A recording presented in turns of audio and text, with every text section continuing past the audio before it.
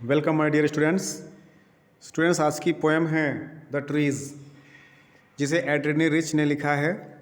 इस पोएम में कवित्री ने बताया है कि घर में वृक्ष होते हैं जो वहाँ से निकलकर जंगल की ओर जाना चाहते हैं।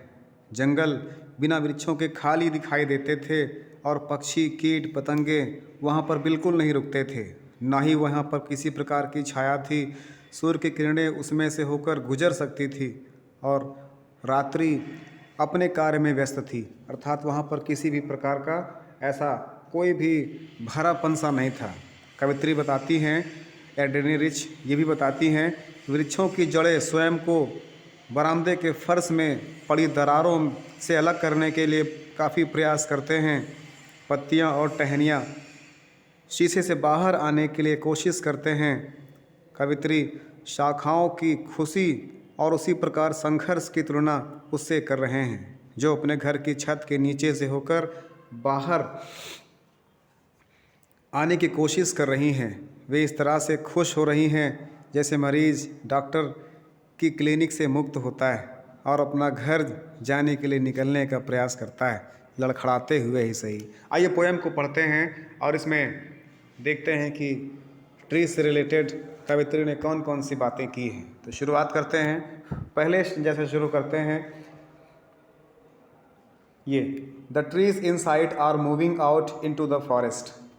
द ट्रीज पेड़, कवित्री बताती हैं, द ट्रीज पेड़ इन साइड जो घर के अंदर हैं, आर मूविंग मूविंग आउट बाहर खिसक रहे हैं, इनटू द फॉरेस्ट जंगल की ओर। वे ट्रीज़ वे पौधे जो अभी तक घर के अंदर थे अब बाहर वनों की ओर जाने के लिए मूव कर रहे हैं, गति कर रहे हैं। और कहते हैं the forest way jungle that was empty जो बिल्कुल खाली था, ऑल दीज डेज इन दोनों, वह जंगल जो इतने दिनों से खाली था, where no bird could sit जहाँ पर उस जंगल में कोई भी पक्षी नहीं बैठ सकता था, और नो इंसेक्ट हाइड कोई भी कीड़े मकोड़े नहीं छिप सकते थे, नो सन बरी इट्स फीट और वहाँ पर सूर्य भी अपने पैर नहीं पसार सकता था, इन शैडो वहाँ पर छाया में, अर्थात वहाँ पर बिल्कुल भी छाया नहीं थी, वहाँ पर सूर्य भी अपने पैर नहीं पसार सकता था। The forest that was empty all these days, the forest वो जंगल दैट वाज एम्प्टी जो खाली था, ऑल दीज नाइट्स वे उन रातों में, अर्थात वह जंगल जो इतनी रातों से खाली था, will be full of trees by morning, will be full of trees वो पेड़ों से भर जाएगा, बाई मॉर्निंग सुबह होते होते, अर्थात सुबह होते तक वो जंगल जो इतनी रातों से खाली था पेड़ों से भर जाएगा। इसको फिर से एक बार देखते हैं पोएम को। The trees inside are moving out into the forest वे वृक्ष जो अभी तक अंदर थे, घर के अंदर थे, वो बाहर वनों की तरफ जाने का प्रयास करते हैं। The forest that was empty all these days वह जंगल जो इतने दिनों से अभी तक खाली था, where no bird could sit जहाँ पर कोई भी पक्षी नहीं बैठ सकते थे, नो इंसेक्ट हाइड और कोई भी कीट पतंगे नहीं छिप सकते थे, नो सन बरी इट्स फीट इन शैडो और ना तो सूर्य अपनी किरण रूपी पैर को वहाँ पसार सकता था, और the forest that was empty all these nights और वो जंगल जो इतनी रातों से खाली था, will be full of trees by morning वह सुबह होते तक पेड़ों से भर जाएगा। आगे बताते हैं, अगला स्टेंजा है, all night the roots work to disengage themselves from the cracks in the veranda floor, the leaves strain toward the glass, small twigs stiff with exertion, long crumpet boughs shuffling under the roof like newly discharged patient, half dozed moving to the clinic doors। बताते हैं, all night the roots work, all night the root works अर्थात पूरी रातें, पूरी रात जड़ें work करती हैं, अर्थात पूरी रात यह जड़ें काम करती हैं, किसके लिए, डिसएंगेज खुद को अलग करने के लिए, देमसेल्फ स्वयं, फ्रॉम द क्रैक्स दरारों से, इन द वरांदा फ्लोर वरांदा की फर्श। अर्थात जो वरांदा है उसकी जो फर्श है वहाँ पर जो क्रैक्स हैं, उन क्रैक से जो रूट्स हैं, जड़ें हैं, खुद को अलग होने के लिए रात भर प्रयास करती हैं। तो all night the roots work, पूरी रातें जड़ें काम करती हैं। To disengage themselves from the cracks, दरारों से खुद को अलग करने के लिए। इन द वरांदा फ्लोर, वरांदा की फर्श से। The leaves strain toward the glass, कहते हैं लीव्स, पत्तियां भी स्ट्रेन, खुद को फैलाती हैं, टूवर्ड द ग्लास, ग्लास की ओर ले जाने के लिए, अर्थात शीशे की तरफ ले जाने के लिए, शीशे की तरफ जाने के लिए पत्तियां भी खुद को फैलाती हैं। और small twigs stiff with exertion, small twigs, छोटी टहनियाँ, स्टिफ, कठोर हो जाती हैं या तन जाती हैं। एक्सर्शन में इसका होता है बच्चों प्रयास में। और तो छोटी टहनियाँ भी प्रयास करके सीधी हो जाती हैं। अ लॉन्ग क्रम्पेट, अर्थात लॉन्ग, लंबे, क्रम्पेट मीन्स जो सिकुड़ी हुई होती हैं।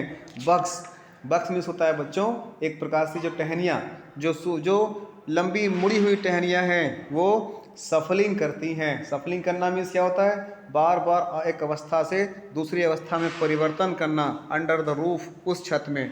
तो जो और टहनियाँ होती हैं, बड़ी टहनियाँ होती हैं, वे अपने आप को आज़ाद करने के लिए सिर्फ और सिर्फ उसी बरामदा के नीचे बार बार मुड़ती हैं और सिकुड़ती हैं। Like newly discharge patient, like तरह, न्यूली नए, डिस्चार्ज अभी अभी छोड़े गए, पेशेंट मरीज की तरह, अर्थात जिस प्रकार से अभी अभी नया नया डिस्चार्ज किया गया पेशेंट होता है। और हाफ डोज्ड, अभी हाफ डोज्ड होता है। हाफ डोज मीन्स क्या होता है बच्चों, अभी आधी निद्रा में होता है। मूविंग, चल रहा, टू द क्लिनिक डोर, उस क्लिनिक डोर से, अर्थात उस अस्पताल से, उस हॉस्पिटल से। अर्थात जो टहनियाँ हैं, जो क्रैक से, दरार से निकलती हैं और अपने आप को आज़ाद करने का प्रयास करती हैं, वो उसी प्रकार से दिखाई पड़ती हैं जिस प्रकार से अभी अभी कोई पेशेंट है, वो क्लिनिक से नया नया डिस्चार्ज होता है तो दरवाजे के पास से निकलते समय किस प्रकार से वो लड़खड़ाते हुए चलता है। तीन पंक्तियों को एक बार फिर से देख लेते हैं। All night the root work, पूरी रात यह जड़ें काम करती हैं। To disengage themselves from the cracks, दरारों से खुद को अलग करने के लिए। इन द वरांदा फ्लोर, वरांदा की फर्श से, अर्थात सारी रात जड़ें अपने आप को आंगन के फर्श की दरार से छुड़वाने के लिए कोशिश करती रहती हैं। और the leaves strain toward the glass, और पत्तियां शीशे की ओर मुड़ती हैं। और शैल ट्विंग स्टिफ विथ एक्सर्शन, और जो छोटी टहनियाँ हैं वो अधिक मेहनत करती हैं और सीधी हो जाती हैं। और long crumbs bog suffering under the roots, और जो लंबी मुड़ी हुई शाखाएं हैं वो छत के नीचे इस प्रकार रगड़ खाती हैं जैसे लाइक न्यूली डिस्चार्ज पेशेंट, जैसे नया नया मुक्त किया गया पेशेंट हो। हाफ डोज्ड मूविंग, जो कि अभी आधा भौचक्का सा दिखाई पड़ता है। इन द क्लिनिक डोर, अस्पताल के दरवाजे पर। कहते हैं कि ये उसी प्रकार से दिखाई पड़ती हैं जैसे अस्पताल के दरवाज़ों में निकला हुआ नया नया छोड़ दिया गया आधा भौचक्का मरीज हो, उसी प्रकार से ये नई नई शाखाएं उगती हुई दिखाई पड़ती हैं। अगले स्टेंजा पर बात कर लेते हैं। अगला स्टेंजा है आई सिट इनसाइड। मैं, कहते हैं अब कवित्री बताती है एंड्रेनी रिच बताती हैं कि I sit inside, I sit मैं बैठी होती हूँ, इनसाइड अंदर, तो आई सिट इनसाइड मैं अंदर बैठी होती हूँ। डोर्स ओपन, दरवाज़ा खुला हुआ, टू द वरांदा, वरांदा की ओर, अर्थात मैं अंदर बैठी हूँ और दरवाजे बरामदे में खुले हुए हैं। राइटिंग लॉन्ग लेटर्स, मैं लंबे लंबे पत्र लिख रही हूँ, लंबे लंबी चिट्ठियाँ लिख रही हूँ। इन विच, जिसमें आई स्कार्सली मेंशन, स्कार्सली शायद या बड़ी मुश्किल से, मेंशन कुछ वर्णन करती हूँ। आई स्कार्सली मेंशन, जिसमें मैं शायद ही वर्णन करती हूँ। द डिपार्चर, प्रस्थान कर रहे, ऑफ द फॉरेस्ट, उन जंगलों को, फ्रॉम द हाउस, घर से, अर्थात जिसमें मैं शायद ही अपने घर से जंगल के लिए प्रस्थान कर रहे पौधों की चर्चा करती हूँ। द नाइट इज़ फ्रेश, रात्रि ताजगी से भरी हुई है। द होल मून शाइन्स, और पूरा चंद्रमा भी चमक रहा है। इन स्काई, इन अ स्काई, एक आसमान में, स्टिल ओपन, जो कि अभी भी खुला हुआ है। अर्थात पूरा चंद्रमा उस खुले आसमान में अभी भी चमक रहा है।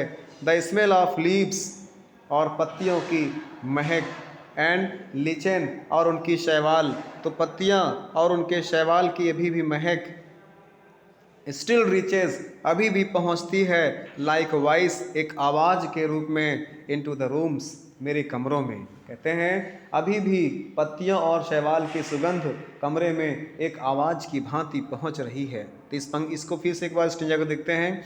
आई सिट इनसाइड, मैं कमरे में अंदर बैठी हूँ। Doors open to the veranda, और वरांडा के दरवाजे वरांदे में खुले हुए हैं। राइटिंग लॉन्ग लेटर्स, और मैं लंबे पत्र लिख रही हूँ। In which I scarcely mention the departure of the forest, in which, जिसमें, आई स्कार्सली मेंशन, मैं बड़ी मुश्किल से बता रही हूँ, डिपार्चर ऑफ द फॉरेस्ट, प्रस्थान कर रहे उन जंगलों के बारे में, फ्रॉम द हाउस, घर से। अर्थात मैं शायद ही अपने घर से जंगल की ओर प्रस्थान करने वाले पौधों की या जंगलों की चर्चा कर रही हूँ उन पत्रों में। I the night is fresh, रात्रि ताजगी से भरी हुई है। द होल मून शाइन्स, पूरा चंद्रमा चमकता है। In the sky still open, ऐसे आसमान में जो अभी भी खुला हुआ है। The smell of leaves and lichen, और पत्तियों की और शैवाल की महक, पत्तियों और शैवाल की महक स्टिल रीचेज, अभी भी पहुंच रही है। लाइक वॉइस, एक आवाज़ की तरह, into the moon, into the rooms, मेरे कमरे में। और शैवाल और पत्तियों की सुगंध कमरों में एक आवाज़ की भांति पहुंच रही है। आगे बढ़ते हैं। लास्ट स्टेंजा है बच्चों, ध्यान से पढ़िएगा। अंतिम स्टेंजा में कहा गया, एंटनी रिच ने अंतिम स्टेंजा में कहा है, my head is full of whisper.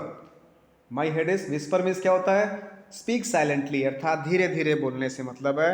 My head is full of whispers, मेरे सिर सरसराहटों से भरा हुआ है। विस्पर मीन्स क्या होता है? चुपचाप बात करना, अर्थात मेरे मन में तमाम प्रकार के शांत विचार आ रहे हैं, तो मेरा माइंड सरसराहटों से भरा हुआ है। माई हेड इज़ फुल, मेरा सिर या मेरा मस्तिष्क भरा हुआ है, फुल ऑफ विस्पर्स, सरसराहटों की आवाज़ से। तो मेरा मस्तिष्क सरसराहटों से भरा हुआ है। विच, जो, टुमारो, कल, विल बी साइलेंट, शांत हो जाएगा। तो मेरा सिर सरसराहटों से भरा हुआ है, जो कल बिल्कुल शांत हो जाएगा। और लिसन, सुनिए, द ग्लास इज ब्रेकिंग, शीशा टूट रहा है, कांच टूट रहा है। द ग्लास, शीशा, ब्रेकिंग, टूट रहा है। The trees are stumbling to forward, the trees, पेड़, स्टम्बलिंग, लड़खड़ाते हुए, फॉरवर्ड, आगे की ओर बढ़ रहे हैं। द ट्रीज, पौधे, स्टम्बलिंग, लड़खड़ाते हुए बढ़ रहे हैं, फॉरवर्ड, आगे की ओर, इनटू द नाइट, इस रात्रि में। तो कांच टूट रहा है, पेड़ रात में आगे की ओर लड़खड़ाते हुए बढ़ रहे हैं। और विंड रश, हवाएं चल रही हैं, टू मीट देम, उनसे मिलने के लिए, हवाएं उनसे मिलने के लिए चल रही हैं। द मून इज़ ब्रोकन, और चांद टूट गया है। लाइक अ मिरर, शीशे की तरह, चांद शीशे की भांति टूट गया है। इन पीसेस, टुकड़ों में। फ्लैश नाव, जो अब भी चमक रहा है। इन द क्राउन, मुकुट में। ऑफ द टॉलेस्ट ओक, सबसे ऊंचे बलूत के पेड़ में। अर्थात चांद शीशे की भांति टूट गया है और उसके टुकड़े अब सबसे ऊंचे, सबसे लंबे बलूत के ताज में चमक रहा है। इन पंक्तियों को एक बार फिर से देखते हैं। My head is full of whispers, मेरा सिर सरसराहटों से भरा हुआ है। Wish tomorrow will be silent, जो कि कल शांत हो जाएगा। लिसन, सुनिए, द ग्लास इज़ ब्रेकिंग, शीशा टूट रहा है, कांच टूट रहा है। The trees are tumbling forward, और ट्रीज, पेड़ पौधे, स्टम्बलिंग फॉरवर्ड, लड़खड़ाते हुए आगे की ओर बढ़ रहे हैं। इनटू द नाइट, इस रात्रि में। Winds rush to meet them, और हवाएं उनसे मिलने के लिए तेज चल रही हैं। The moon is broken like a mirror, और चंद्रमा शीशे की भांति, कांच की भांति टूट गया है। Its pieces flash now in the crowd crown, its pieces, इसके टुकड़े, फ्लैश, चमक रहे हैं नाव अब इन द क्राउन मुकुट में ऑफ द टॉलेस्ट ओक उस सबसे ऊंचे सहबलूत के पेड़ में। तो चांद शीशे की भांति टूट गया है और उसके टुकड़े अब सबसे लंबे बलूत के ताज में मुकुट के रूप में चमक रहे हैं। तो प्यारे बच्चों, इस कविता को पढ़िएगा। जहाँ नहीं आप लोग कमेंट करके मेरे से पूछेंगे। इससे related question, central ideas, stanza और एक्सप्लेनेशंस हम लोग अगली वीडियो में करेंगे। मिलते हैं फिर एक नए टॉपिक के साथ कुछ अन्य जानकारियों को लेकर के इंग्लिश से रिलेटेड। तब तक के लिए thanks for watching the video. जय हिंद, वंदे मातरम।